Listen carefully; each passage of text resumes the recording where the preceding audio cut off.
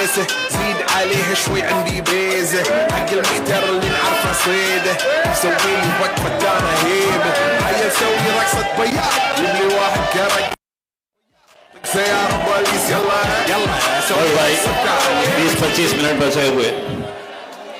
अस्सलाम वालेकुम वरहमतुल्लाहि वबरकातुहू। मेरा अगर बस चला तो मैं पूरा माइक आप लोगों की तरफ कर दूं, क्योंकि मुझे यकीन है कि इनसे ज्यादा मजलिस से मोहब्बत करने वाले मेरी माएँ और बहनें हैं। ये पता नहीं क्यों ऐसी नाइंसाफी करते हैं कि आप लोगों को साइड में रख दिए हैं और सामने हमारे। मैं आज जब यहां पर आया तो सबसे पहले यूनुस भाई की तकरीर सुन रहा था और उसमें उनकी जो तड़प थी वो मैं महसूस कर रहा था। 24 साल ये एक नेता के साथ बहुत करीब रिश्ता बनाए हुए थे, बहुत अच्छा इनका दोस्ताना था। मैं आज जब इनको सुन रहा था तो उनको एक बात कहना चाहता हूं। आपको आज ऐसा लग रहा होगा कि बहुत मजबूत रिश्ते थे मेरे बहुत कमजोर लोगों के साथ। ये मैं भी आज अपने शहर में कुछ इसी तरह का महसूस कर रहा हूं। दोस्तों, नौजवानों, नरेंद्र मोदी ने एक नारा दिया था इस मुल्क के लिए कि अच्छे दिन आने वाले हैं। जब मैं इस बच्ची को सुना तो मुझे यकीन हो गया है कि नरेंद्र मोदी के अच्छे दिन कब आएंगे पता नहीं, लेकिन मजलिस के अच्छे दिन आने वाले हैं जब ये बच्चियां। बड़ी खुशी की बात है, बैरिस्टर असदुद्दीन अवैसी साहब को मैंने वादा किया हूं आप लोगों की तरफ से। असद भाई को मैंने कहा है कि असद भाई इंशाअल्लाह इस बार मुमरा आपको तोहफा देने वाला है। मैं जिन उम्मीदवारों के 14 उम्मीदवार आप लोगों के बीच खड़े हैं, इन सभी को मैं जाती तौर पे इसलिए जानता हूं कि इनका इंटरव्यू भी मैंने लिया था और कुछ हद तक ये फैसला लेने में जहां मेरा थोड़ा सा योगदान था, हमारे सैफ भाई ने इन सभी उम्मीदवारों की पैरवी की थी। हमें पूरा यकीन है इंशाअल्लाह कि 16 तारीख के दिन जब नतीजे आएंगे तो भाजपा को कितने आए, सेना को कितने आए, एकनाथ शिंदे ने कितने लेकर गया, शरद पवार, अजीत पवार ने कितने लेकर गया, चर्चा इसका नहीं होगा। चर्चा ये होगी कि मजलिस कैसा इतनी तेजी से आगे बढ़ रही है महाराष्ट्र के अंदर। और यकीनन मुझे पूरा भरोसा है कि आप लोग इस बार मजलिस का पूरा साथ देंगे। हमारी निशानी मजलिस इत्तेहाद उल मुस्लिमीन की निशानी पतंग है।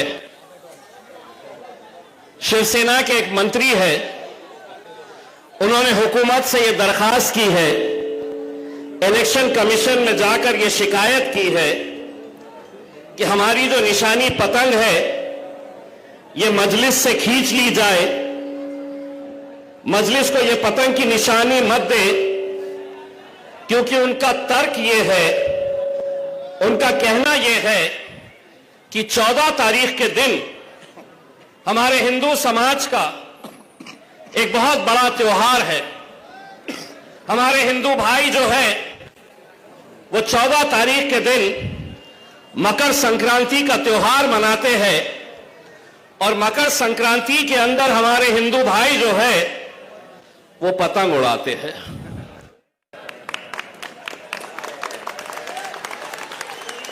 तो उन्होंने कहा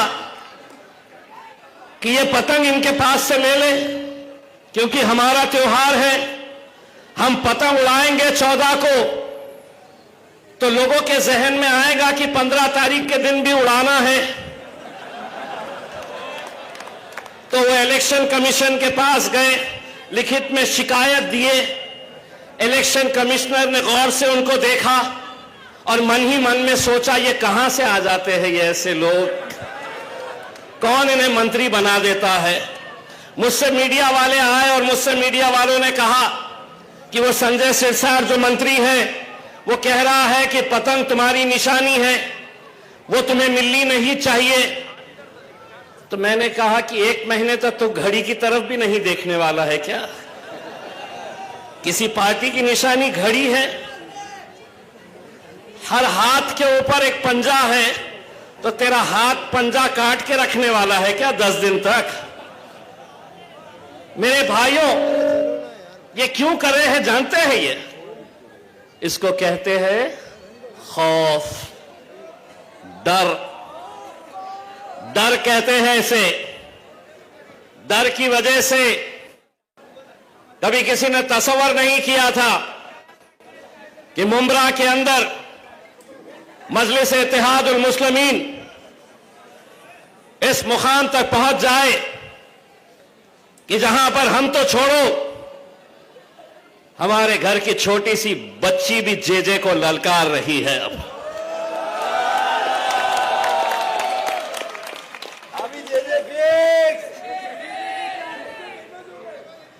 मैं यूनुस भाई से इतना कहना चाहूंगा कि अल्लाह कभी कभी रास्ते खुद बनाता है।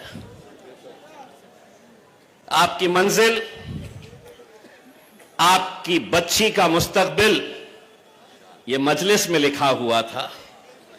शायद इसीलिए वो दरवाजा बंद हुआ तो हमारा दरवाजा खुला है यहां पर। उसमें शायद अल्लाह को आपके जरिए हमें यहां पर जीत दिखानी थी, तो इसीलिए आज आपने मजलिस का दामन थामा है।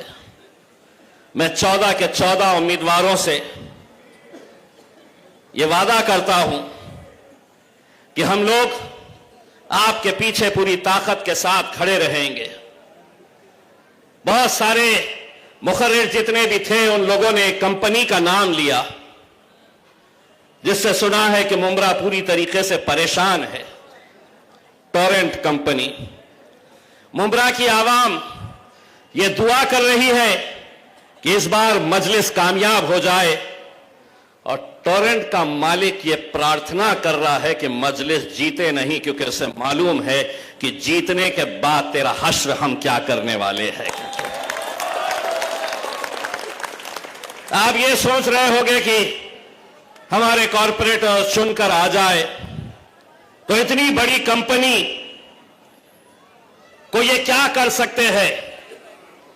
ये आपका बेटा, आपका भाई इम्तियाज जलील आपके सामने खड़ा हुआ है। मेरे शहर में भी एक समांतर नाम की कंपनी, जो पानी का ठेका, पूरे शहर के पानी का ठेका एक प्राइवेट समांतर नाम की कंपनी को दिया जा रहा था। कंपनी किसकी थी? तो भारतीय जनता पार्टी के राज्यसभा के member of parliament Subhash Chandra की कंपनी थी। यह सुभाष चंद्र जी न्यूज का मालिक, करोड़पति, सत्ता इनकी केंद्र में, ये महाराष्ट्र के अंदर इनकी हुकूमत, सारे के सारे तय कर लिए थे कि ये कंपनी हम समांतर कंपनी सुभाष चंद्र गोयल भारतीय जनता पार्टी के उस एमपी को देंगे। देवेंद्र फडणवीस मुख्यमंत्री मुंबई के अंदर मंत्रालय में एक मीटिंग बुलाए, और उस मीटिंग के अंदर मेरे शहर के 3 आमदार, एक भाजपा का, एक शिवसेना का और एक मजलिस इत्तेहादुल मुस्लिमीन का इम्तियाज जलील, वहां पर वो कंपनी के बड़े बड़े अधिकारी आए। उन्होंने हमको ये समझाने की कोशिश की कि ये कंपनी कितनी अच्छी है, ये कंपनी आएगी तो शहर को पानी मिलेगा। देवेंद्र फडणवीस साहब हमें मनाने की कोशिश करते रहे, कंपनी के लिए हां कर दो। मीटिंग खत्म हुई, देवेंद्र फडणवीस साहब ने अपने भारतीय जनता पार्टी के एमएलए से पूछा, काय बोलायचं तुम्हाला? उसने कहा कि साहेब, तुम्हाला जे निर्णय घ्यायचे आहे ते घ्या. शिवसेना के एमएलए से पूछा, काय करायचं? उन्होंने कहा, साहेब तुम्हाला जे निर्णय घ्यायचे आहे ते घ्या, तुमको जो फैसला करना है करो. मुझसे पूछा, जलील भाई क्या करना है? मैंने कहा, सर शहर का हिस्सा, पूरा शहर का जो मेन हिस्सा है मैं उसका आमदार हूं और मैं आपको यहां बोल रहा हूं, 1 इंच भी मैं जमीन मेरे इलाके के अंदर खोदने नहीं दूंगा इस कंपनी को. नतीजा यह हुआ कि पूरी ताकतें जुट गई. 3200 करोड़ रुपए का यह कंपनी का ठेका उस भारतीय जनता पार्टी वाले को दिया जा रहा था. मेरे ऊपर दबाव डाला गया, खरीदने की कोशिश की गई. कई गुंडे मवाली आकर डराते थे और कहते थे कि साहब बहुत बड़ा ये ग्रुप है, आप इनके पीछे मत रहिए, नुकसान होगा. मैंने उनको उस वक्त भी कहा था, आज एक बार फिर कह रहा हूं, अगर हम डरते तो यहां तक नहीं पहुंचते. हम डरते हैं तो सिर्फ अपने रब से डरते हैं. तुम्हारी कोई औकात नहीं है हमें डराने की. और आज अल्हम्दुलिल्लाह वो कंपनी को अगर किसी ने वापस भिजाया है तो वही इम्तियाज जलील ने उसको वापस भिजाया है उल्टे पांव. अगर टोरेंट से आप परेशान हैं, मैं आपको जबान देता हूं, आप मजलिस के उम्मीदवारों को कामयाब करिए.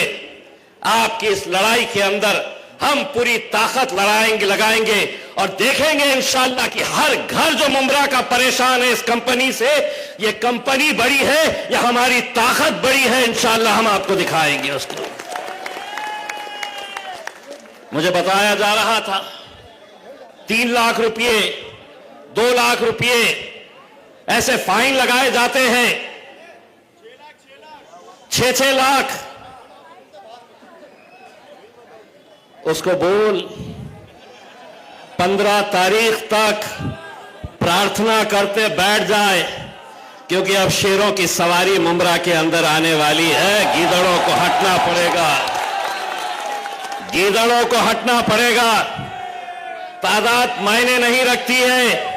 ये समझेंगे कि 14 कॉर्पोरेटर्स अगर पूरे के पूरे आ गए, सुनो, तादाद इसलिए मायने नहीं रखती है कि जिस पार्लियामेंट के अंदर 550 मेंबर ऑफ पार्लियामेंट बैठे हुए हैं, जिसमें बीजेपी वाले, सेना के दोनों, एनसीपी के दोनों, समाजवादी वाले पूरे बैठे हुए हैं, वहां पर अकेला मेरा शेर लड़ता है जिसका नाम बैरिस्टर असदुद्दीन अवैसी है.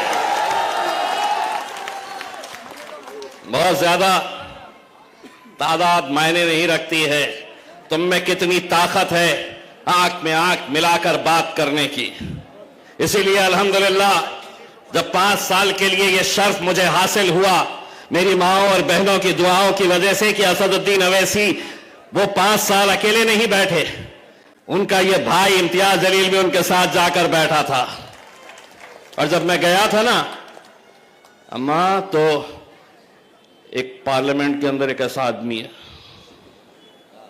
टकला है, उसको नरेंद्र मोदी ने फोन करके पूछा, अरे ओ सांबा कितने आदमी है रे? तो उसने कहा 2. वो 2 और तुम इतने सारे? बोले है तो 2, लेकिन 200 पे भारी पड़ेंगे अल्हम्दुलिल्लाह. बहुत तकलीफ होती थी उन्हें, बहुत तकलीफ इस बात की होती थी कि एक शेरवानी से तो परेशान थे ही, दूसरा भी बहुत बोलता है. बहुत तकलीफ होती थी. और अगर हम अपनी तकलीफ को अगर हम नहीं समझेंगे तो कौन समझेगा? इससे बदतर और क्या दिन चाहिए कि आज इस मुल्क के अंदर हमारी बच्चियों का हिजाब एक मुख्यमंत्री अपने हाथ से खींचता है, कोई उसके खिलाफ बोलने के लिए तैयार नहीं। अगर नरेंद्र मोदी अगर यह कहता है कि इस मुल्क के अंदर नारी का हम सम्मान करते हैं और महाराष्ट्र की हुकूमत में ये बैठे देवेंद्र फडणवीस, एकनाथ शिंदे, अजीत पवार, इना मीना डीका अगर ये कहते हैं लाडली बहीण है आमची, ये लाडली बहन, अगर तुम इनका निकाब खींच रहे हैं, नहीं आप कंटिन्यू करो, आप कंटिन्यू करो। जलसे के बाद अपन दोनों बैठ के बात करेंगे। अगर आप ये समझ रहे हैं कि आप हमारी बच्ची का नकाब खींचेंगे, उससे बदतर उत्तर प्रदेश का एक मंत्री भारतीय जनता पार्टी का एक मंत्री बयान देता है कि नकाब तो खींचा है, अगर हाथ इधर उधर चले जाता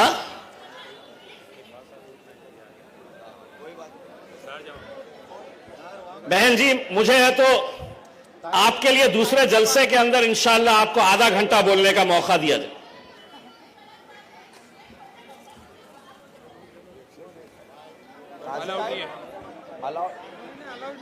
मैडम 10 बजे चालू रखो, 10 बजने वाला है, 10 बजने वाला है, उसके बाद बाहर करें।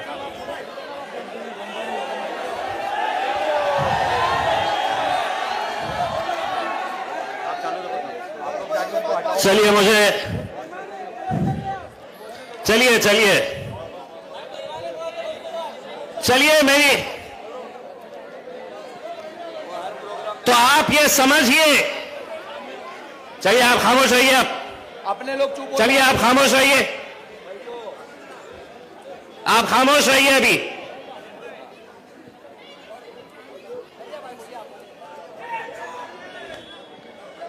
तो अगर आप ये समझ रहे हैं कि एक भारतीय जनता पार्टी का मंत्री अगर ये कहता है कि सिर्फ नकाब तो खींचा है, हिजाब तो खींचा है, अगर हाथ इधर उधर चले जाता तो हिंदुस्तान के अंदर कोई ऐसा लीडर नहीं था जिसने उसको जवाब दिया जो जवाब हमने दिया।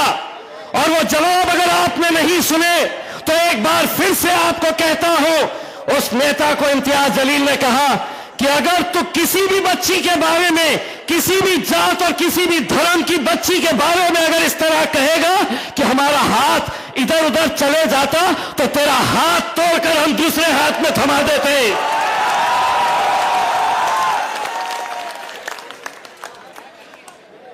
मेरे साथ मैंने जैसे ही 2 दिन पहले जालना के जलसे के अंदर यह बात कही तो दिन भर मीडिया वाले मेरे पास आए और उन्होंने कहा कि आपने एक मंत्री को कहा कि तेरा हाथ तोड़ के दूसरे हाथ में दे देंगे। आपके खिलाफ भाजपा के और शिवसेना के नेताओं ने यह मांग की है कि आपके ऊपर एफआईआर रजिस्टर होना। मैंने उनसे कहा कि अगर तुम मुझे एफआईआर से डरा रहे हैं तो तुम एक बात अच्छी तरह से कान खोल के सुन लो, अगर एफआईआर करना है तो सबसे पहले नीतीश कुमार के ऊपर करो, उसके बाद उत्तर प्रदेश के उस मंत्री के ऊपर करो। इम्तियाज जलील एफआईआर से डरता नहीं है, 16 एफआईआर, 16 का 17 हो जाएगा। लेकिन तुम अगर ये समझ रहे हैं कि मैं कोई कांग्रेस का नेता हूं, कोई राष्ट्रवादी का नेता हूं और तुम कुछ भी करेंगे, कुछ भी बोलेंगे और हम खामोशी से सुनेंगे, तो हम नहीं सुनने वाले। बहुत साल हमने सुने हैं, अब हम बोलेंगे और तुम्हारे बाप को भी सुनना पड़ेगा, सुनना पड़ेगा। बोले ना, हम बहुत सुने ना इतने सालों तक, क्या क्या ये नहीं बोलते थे। यही महाराष्ट्र का एक मंत्री है, बहुत बड़ा बिल्डर, लोढ़ा नाम का, कुछ दिन पहले एक बयान देता है कि मुसलमानों, तुम्हें कुरान पढ़ना है, मंत्री, भाजपा का एक मंत्री महाराष्ट्र का, मैं बिहार में था, उस वक्त प्रचार कर रहा था, तो उस वक्त उसने बयान दिया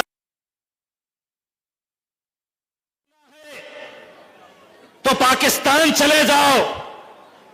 मैंने कहा उसको मालूम था कि मैं बिहार में हूं, वरना वो लोढ़ा के हाथ में लोटा थमाकर ये कहता मैं कि ये मुल्क तेरे बाप की जागीर नहीं है, तेरे बाप की जागीर नहीं है कि उठे सुटे कोई भी आएगा और कोई भी हमसे ये कहेगा यहां चले जाओ, वहां चले जाओ। अरे ये मुल्क जितना नरेंद्र मोदी का है, उतना ही इम्तियाज जलील का है, उतना ही मुंब्रा के एक एक नौजवान का, एक एक बुजुर्ग का, एक एक मेरी मां बहनों का ये मुल्क है।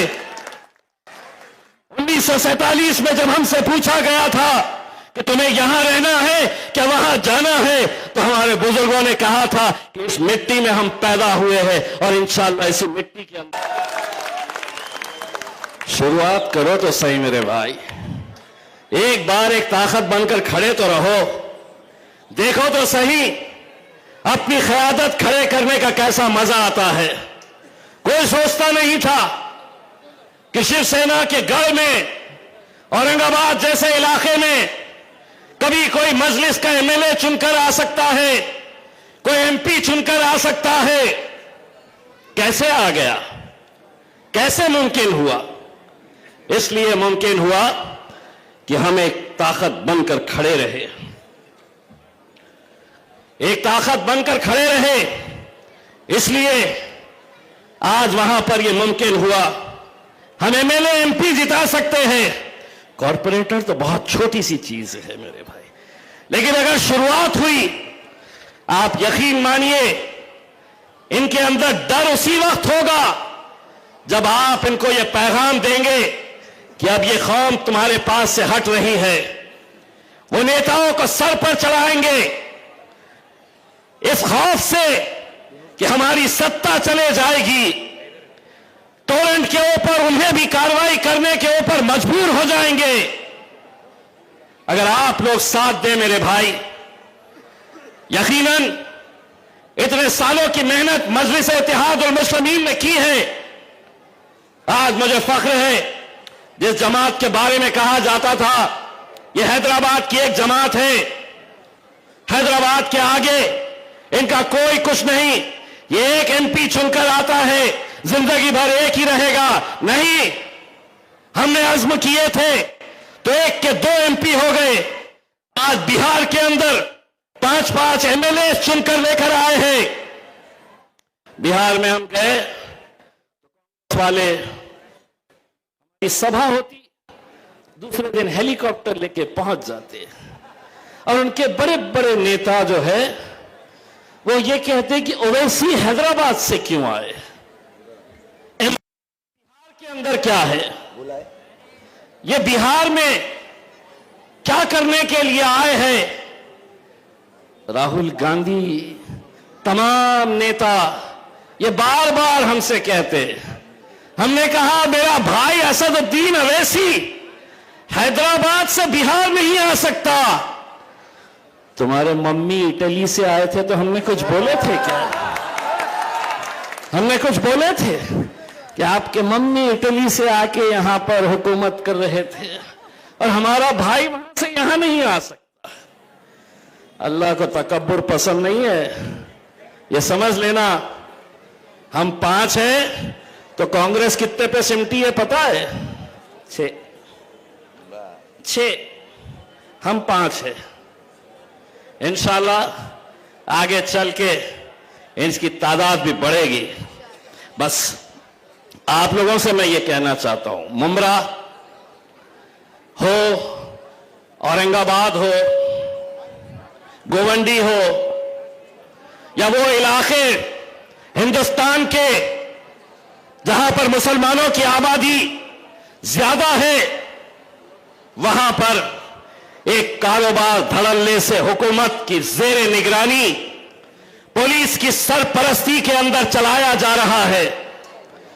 मेरी माओं से मैं ये कहना चाहता हूं, एक कारोबार उन तमाम शहरों के अंदर चलाया जा रहा है, हुकूमत की ज़ेरे निगरानी और पुलिस की सरपरस्ती के अंदर यह चलाया जा रहा है नशे का कारोबार मेरे भाई। क्योंकि उन्हें मालूम है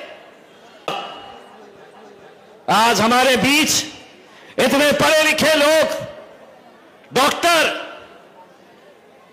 उन्होंने अपने तकरीर के अंदर कहा कि हमें अच्छी तालीम चाहिए, अपने बच्चों को अच्छा मुस्तकबिल अगर देना है तो हमें अच्छे स्कूल और कॉलेज चाहिए। लेकिन नहीं, हमारे इलाके के अंदर नशे का कारोबार, पुलिस स्टेशन हमारे इलाकों के अंदर, गंदगी हमारे इलाकों के अंदर, टूटी फूटी सड़कें हमारे इलाकों के अंदर, गंदा पानी हमारे इलाके के अंदर, और वो जिस इलाके के अंदर रहते हैं वहां सब कुछ अच्छा मिलेगा। एक शहर के अंदर दो शहर बसते हैं, एक वो शहर जहां पर वो रहते हैं सब कुछ अच्छा लगेगा, एक वो शहर जहां पर आप और हम रहते हैं जहां पर कुछ भी अच्छा नजर नहीं आएगा। मेरे भाइयों, मैं आप लोगों से सिर्फ इतनी अदबन गुजारिश करने के लिए आया हूं कि ये इलेक्शन मुंब्रा के मुस्तकबिल को बदल सकता है, मुंब्रा की सियासत को बदल सकता है। बस आप लोगों का हमें साथ चाहिए। आज हम जिस मरहले के ऊपर खड़े हुए हैं, मैं रास्ते से जब सैफ भाई की मोटरसाइकिल के ऊपर बैठ के आ रहा था तो बहुत सारे मुसलमान लीडरों के अलग अलग राजनीतिक पार्टियों के पोस्टर देख रहा था। उसके ऊपर हमारे मुसलमान नेताओं के नाम, उनकी तस्वीरें देख रहा था।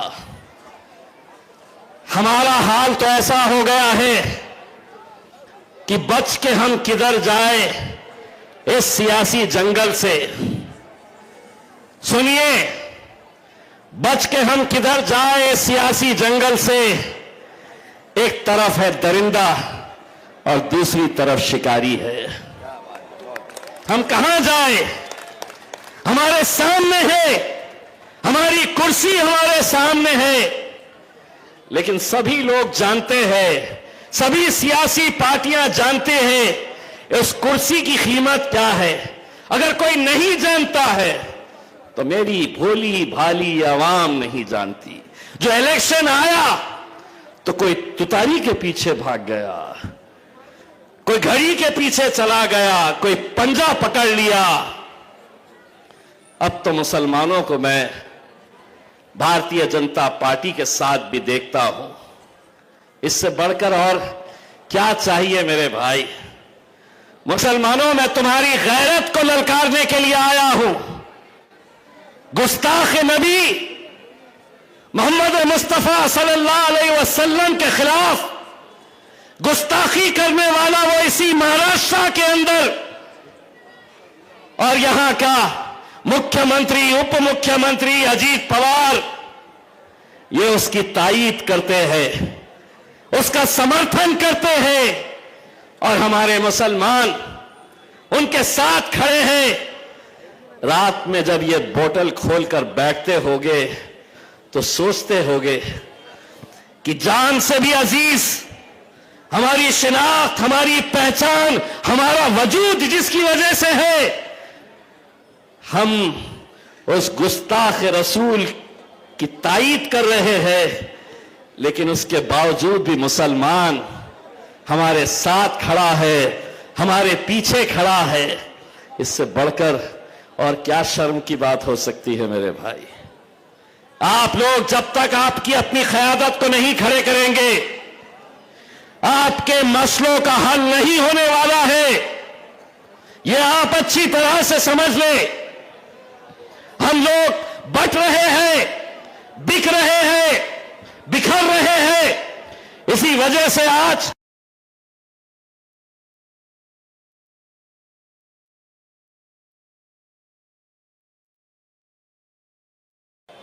यही इम्तियाज जलील आपके सामने, लेकिन पूरी की पूरी सियासी पार्टियां एक साथ मिलकर आ गई थी कि इसे हराना है। लेकिन हमारे कौम के दलाल जो औरंगाबाद में थे, वही दलाल यहां पर भी है नहीं है? यही लोग इलेक्शन के वक्त इस कौम का सौदा करते हैं। धंधा किया जाता है आप लोगों का, पैसा लाओ। ये समझ रहे थे कि हम हार जाएंगे तो हम खत्म हो जाएंगे। अरे हम तो आज महाराष्ट्र के किसी भी इलाके के अंदर नरेंद्र मोदी को चुनौती देते हैं कि मोदी जी, भाई और बहनों, जितनी पब्लिक मजलिस के जलसे में आती है, हम तो मजलिस के छोटे से सिपाही है। कुछ दिनों के बाद इंशाअल्लाह असदुद्दीन अवैसी, अकबरुद्दीन अवैसी भी मुंब्रा आने वाले हैं मेरे भाई। हम तो मोदी जी को कह रहे हैं, उनके जलसों में ना किसी को गाड़ी भेजने की जरूरत रहती है, ना किसी को 500-500 रुपये देकर बिठाना पड़ता है। वो सिर्फ आते हैं तो इस बात के ऊपर आते हैं, इस नारे के ऊपर आते हैं कि तेरा मेरा रिश्ता क्या।